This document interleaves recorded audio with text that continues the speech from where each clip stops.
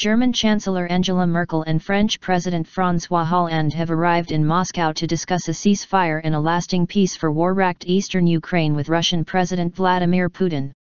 The top-level diplomatic dash on Friday came a day after the two leaders met with the Ukrainian government in Kiev to discuss how to salvage a peace plan agreed upon last year in Minsk, Belarus.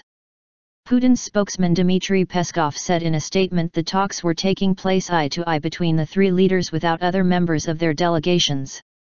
Everyone is aware that the first step must be the ceasefire, but that it cannot suffice. We must seek a global solution, Hollande told journalists in Paris before heading to Moscow. Ukrainian President Petro Poroshenko said talks with Merkel and Hollande late on Thursday raised hope for a ceasefire after the duo jetted into Kiev in the biggest push yet to resolve the 10-month conflict. Ahead of the Moscow talks, U.S. Vice President Joseph Biden arrived at the European Union headquarters in Brussels on Friday, to warn against continuing Russian intrusion into Ukraine. Russia cannot be allowed to redraw the map of Europe. President Putin continues to call for new peace plans as his troops roll through the Ukrainian countryside, and he absolutely ignores every agreement his country has signed in the past.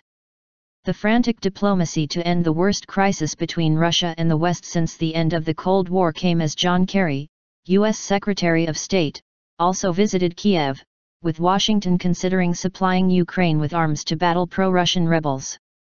Few details have emerged of what exactly the new peace proposal contains, and there is much disquiet in Kiev after the collapse of previous peace deals, according to Al Jazeera's Rory Chalens, who is reporting from Moscow. He said that deployment of UN peacekeepers could be discussed. Respect truce.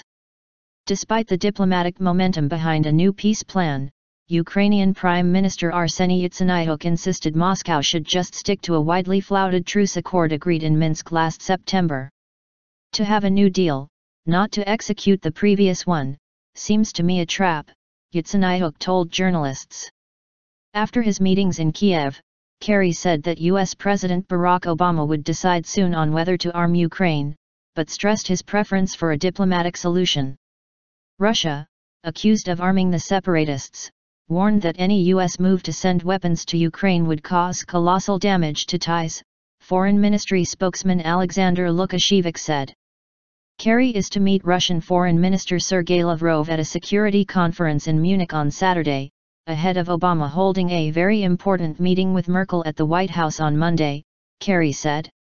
In a sign of growing international angst over the conflict, NATO on Thursday agreed to a major boost to the alliance's defenses near its Russian borders, including 6 command centers and a quick reaction spearhead force of 5,000 troops. As the high-level diplomacy gained pace, the death toll continued to tick up on the ground, with rebels and government officials saying on Thursday that 21 people were killed in 24 hours of clashes.